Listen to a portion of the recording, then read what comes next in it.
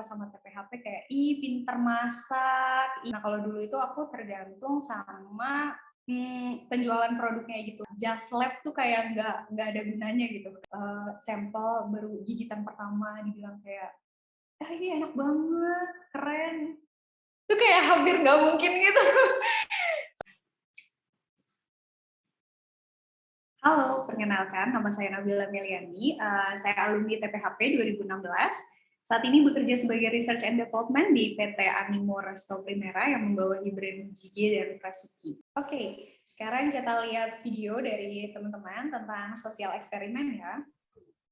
Oke, jadi saya di sini Rangga bersama dengan salah satu narasumber kita yaitu Mas. Panggilannya Aap. Oh, jadi ini sosial eksperimen buat tahu sebenarnya ada nggak sih Tahu. Biar masyarakat tahu sebenarnya ada nggak sih jurusan namanya fakultas namanya teknologi pertanian, dan biasanya anak-anak teknologi pertanian tuh nanti jadi apa gitu ya. Satu kata aja nih yang mewakilkan FTP itu apa yang ada di dalam pikiran Mas? Kalau pertanian tuh ya Di pertanian lebih modern lah. Lebih modern. Oh, ada yang bilang pertanian lebih modern. Semua orang. TPHP. Oh, ada yang langsung ngejudge TPHP. Anak teknologi pertanian itu jadi apa, Mas? Biasanya bisa manfaat bisa masyarakat gitu. Oh, intinya bermanfaat buat masyarakat lah ya, itu pasti ya harus. Ngembangin teknologinya sih. Ngembangin teknologinya, ini benar sih. Penting nggak sih buat pertanian yang ada di masa depan? Penting banget, Mas. Penting lah. Ya penting lah, kalau nggak ada nanti nggak berkembang. Alasannya kenapa tuh, Mas? Karena semakin teknologi semakin maju, jadi pertanian juga semakin maju. Kalau andai kata teknologi pertanian itu nggak ada gitu, jadi pertanian kita mungkin semakin memburuk. Oh, oke. Statement terakhir ada yang bilang kalau pertanian kita teknologi pertanian nggak ada, nanti teknologinya semakin memburuk gitu ya. Itu ada benar sih, itu benar, cuma banyak kalau yang fokus ke pertanian banyak yang dari anak pertaniannya juga gitu. Jadi ya rata-rata biasanya kalau yang teknologi lebih ke pertaniannya ke anak-anak TPB mungkin ya, sama TIP. Terus tadi ada yang bilang juga jadi insinyur pertanian, ya itu benar juga sih. Cuma kenyataannya jarang ada yang masuk ke insinyur pertanian atau kayak institusi pemerintah yang berkaitan dengan pertanian gitu. Tapi bisa sih. Anggapan masyarakat itu sebenarnya kalau bisa dibilang kalau di aku kurang tahu ya kalau di TIP sama di sama di TPB, soalnya aku lulusan TPHP. Tapi kalau anggapan masyarakat tuh kebanyakan kalau sama TPHP kayak, ih pinter masak, ih jadi chef, gitu nggak sih? Kita sebenarnya benar, kita belajar pengembangan produk, kita belajar tentang sensory analysis, ya kan product development juga kita bikin produk itu benar. Cuma kan sebenarnya lebih ke arah gimana caranya kita scale up, gimana caranya kita ngitung tuh kapasitas mesin, nanti bottleneck-nya di mana, berarti kita butuh waktu berapa jam buat produksi yang hasilnya berapa, terus habis itu kalau yang udah scale up ya, yang R&D manufaktur.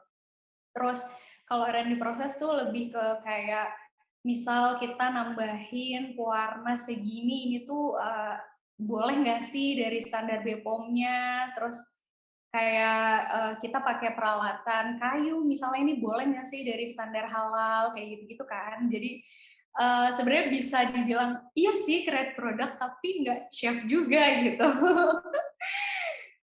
Oke, kita lanjut ke video berikutnya ya. 광고 말이 돼?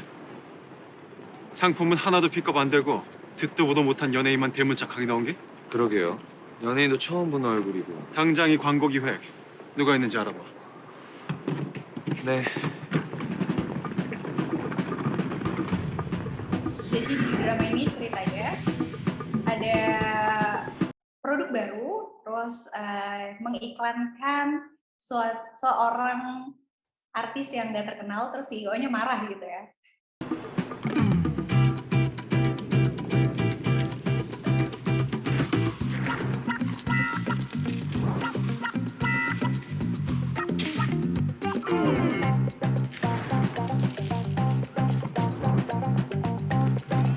Kayak dia nge-shoot gambaran R&D di GoFood Company. Jadi dia perusahaan frozen food. Jadi kegiatan R&D-nya lagi nge-lab.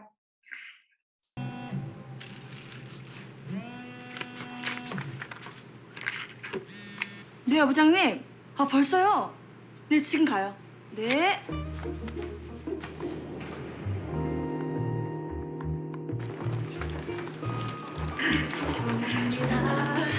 여부장님! 왜 이제 와? 고등어 배합 좀 치느라고요. 혼자 일해. 아우 생선 비린내. 많이 나요? 전 잘 모르겠던데. 어떻게 모를 수가 있어? 이리 봐. 괜찮아. 연구원으로서 뭐 열심히 일했다는 흔적인데. Oke, kalau dari 1 sampai 5 di part ini bisa dibilang 5. Karena bener banget, jadi R&D itu kerjanya nge-lab, dan itu bener banget. Jadi kalau misalnya lagi nge-trial yang baunya tuh ikan atau ayam, itu kayak just lab tuh kayak nggak ada gunanya gitu, kayak nempel semua gitu baunya, itu bener banget. Tapi ya bener banget, jadi seorang R&D emang dia bikin prototype ya, ibaratnya kayak membuat suatu konsep itu menjadi suatu prototype. Buat masalah sendal sama kaos kaki ini sebenarnya depend sama perusahaannya.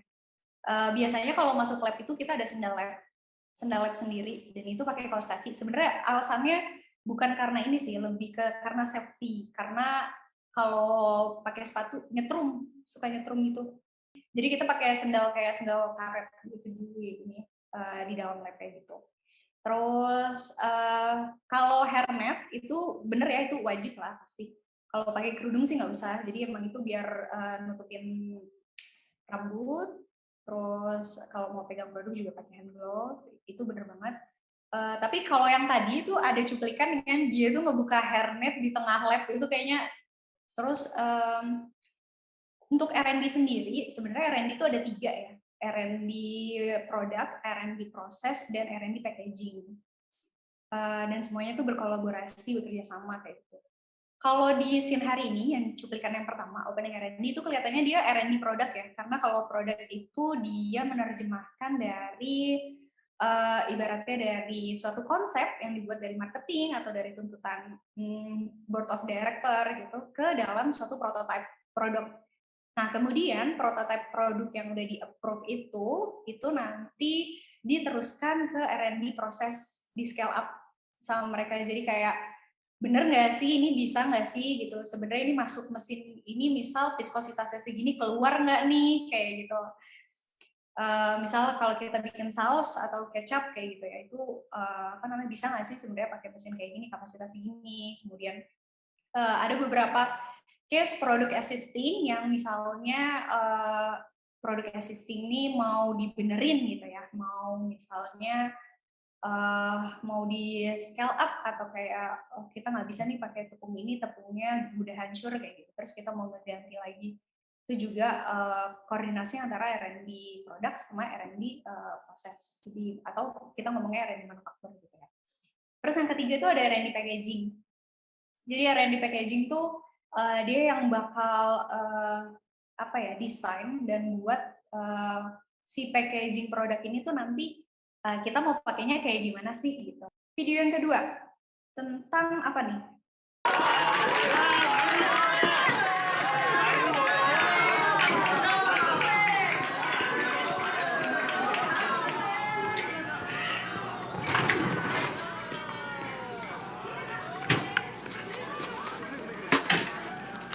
Oh, ini jadi ceritanya lagi di cafe ayam punya season hari ini ya, kalau nggak salah.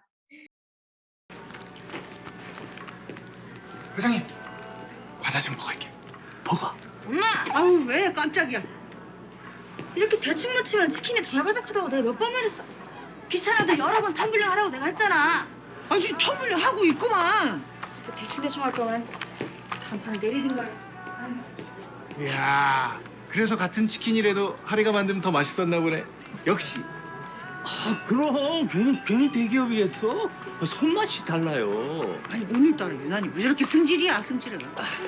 이해해? Oke. Jadi kalau di rating 1 sampai 5 bisa dibilang nih 5 sih. Jadi emang bener Jadi cara pemasakan yang berbeda itu menghasilkan produk yang berbeda itu memang benar.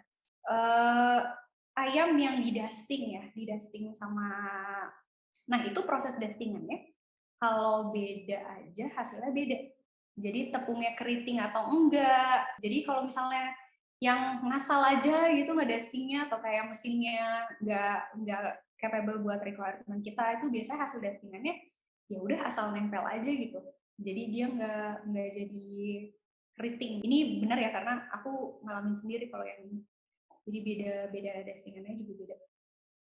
Tapi biasanya pembuatan prototipe pertama kali sesempurnanya kita buat itu pasti waktu di scale up apa ya kan fluktuatif hasilnya, nggak exactly sesuai semuanya gitu. Oke, kita lanjut ya video tentang uji makanan.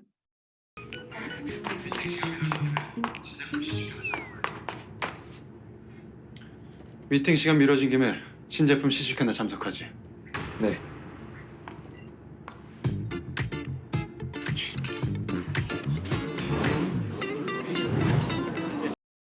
Kalau di sini dia ada tim pengembangan produk 1, 2, 3 ya, dan tiga-tiganya ini bikin prototipe yang sama gitu ya.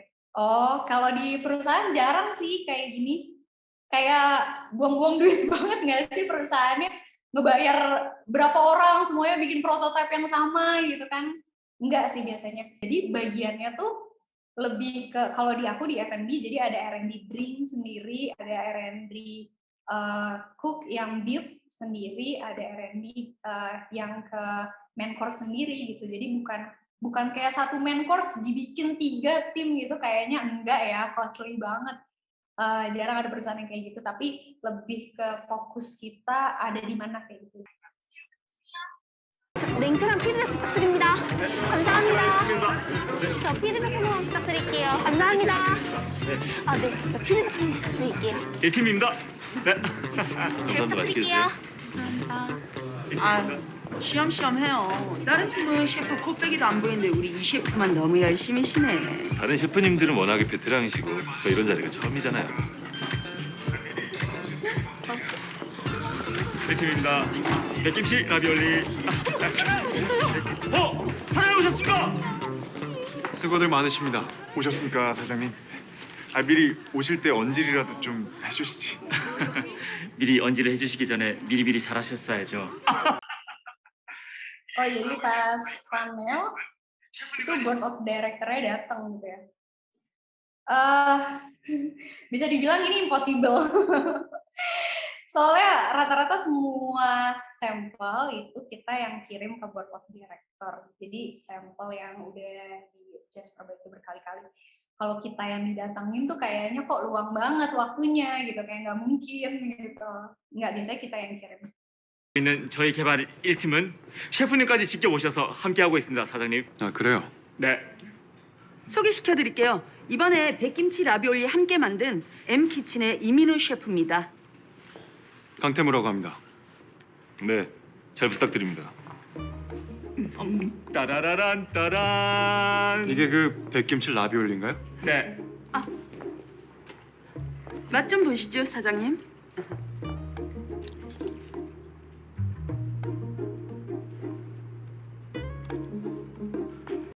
Oke, mungkin jawaban aku 3.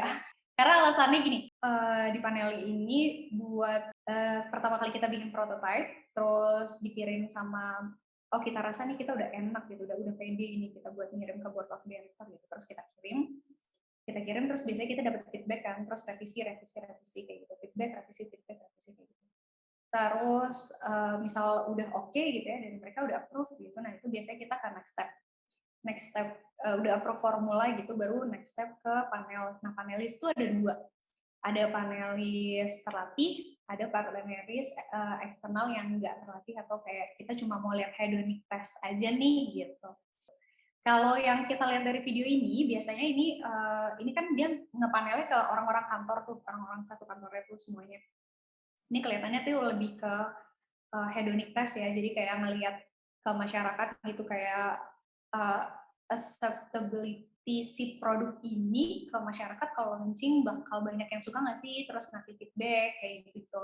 Dan itu bener sih, ini biasanya ada gelar produk atau sebenarnya jarang ada gelar produk sih, soalnya kan marketing, terus atau mungkin kayak PPIC, procurement, produksi itu kan sibuk banget ya, mereka hektik sama kerjaannya masing-masing gitu.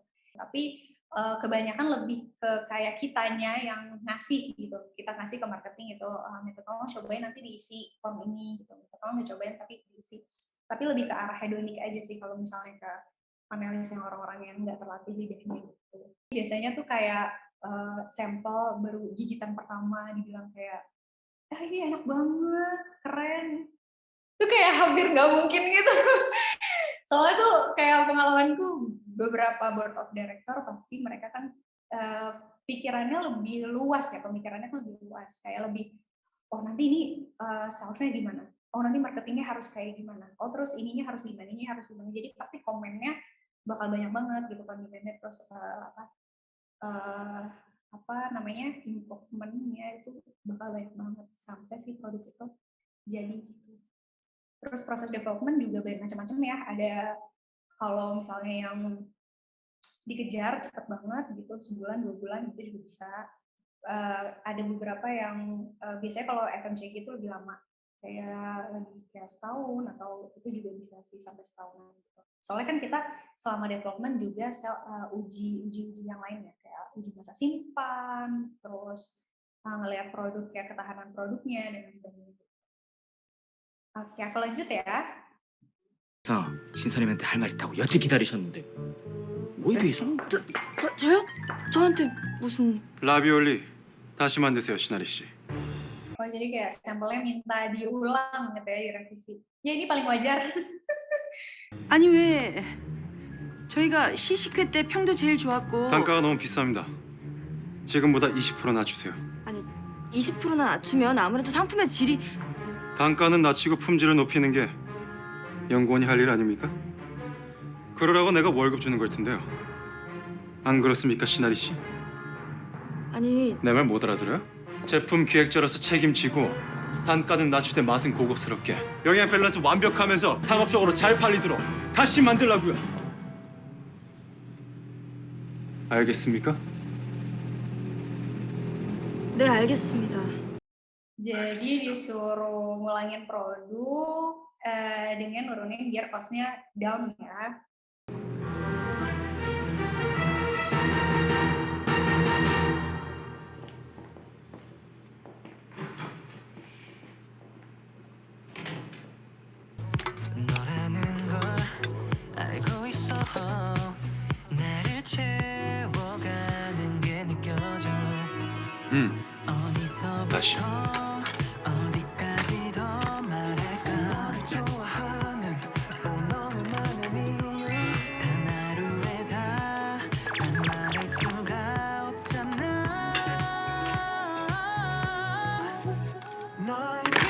다시.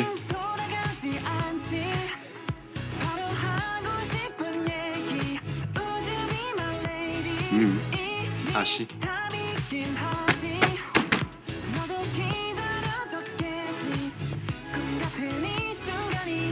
다시. Oke.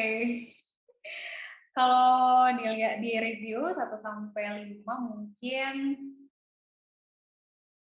iya ya benar 5 sih.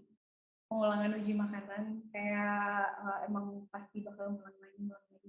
Kalau tadi yang pertama dijelasin pengurangannya itu dengan alasan cost down, terus dia bingung nih si R&D-nya kayak, nggak mungkin kalau diturunin 20% nanti quality-nya nggak sama kayak gini. Lah itu bukannya tugas kamu nurunin quality kayak gitu. Itu bener banget ya, jadi itu dilemanya jadi seorang R&D tuh sering terjadi kayak gitu. Jadi misalnya kita tahu nih kualitasnya bakal lebih bagus kalau misalnya pakai ini gitu, tapi kita nggak bisa karena harganya nggak nyampe.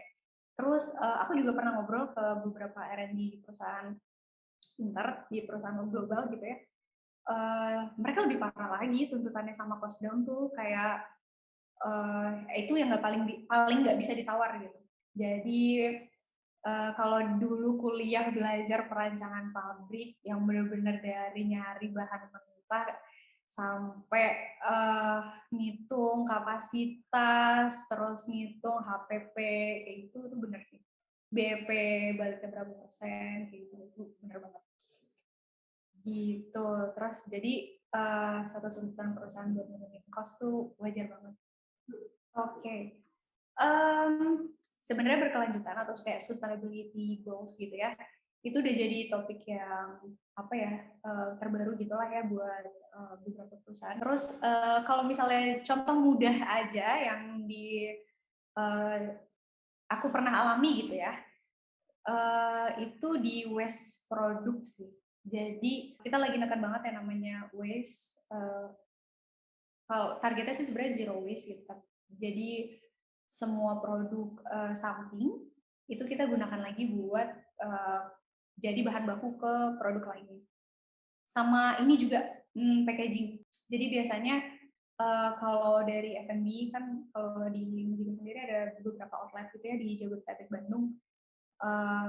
Ada packaging yang misal kita mau taruh apa ya, kayak katakanlah apalah gitu ya, produk gitu, itu kita sebenarnya lebih preferable pakai plastik atau pakai kayak box sih, soalnya kalau box kan bisa dibalikin lagi tuh ke central kitchen. Terus tapi nanti mekanismenya seperti apa, kemudian hygiene-nya seperti apa, acceptable atau enggak ke makanannya, kayak gitu juga diperhatikan. Cuma udah menjadi concern kita juga gitu, karena kita mau tetap berlanjut nih ngurangin waste kayak gitu.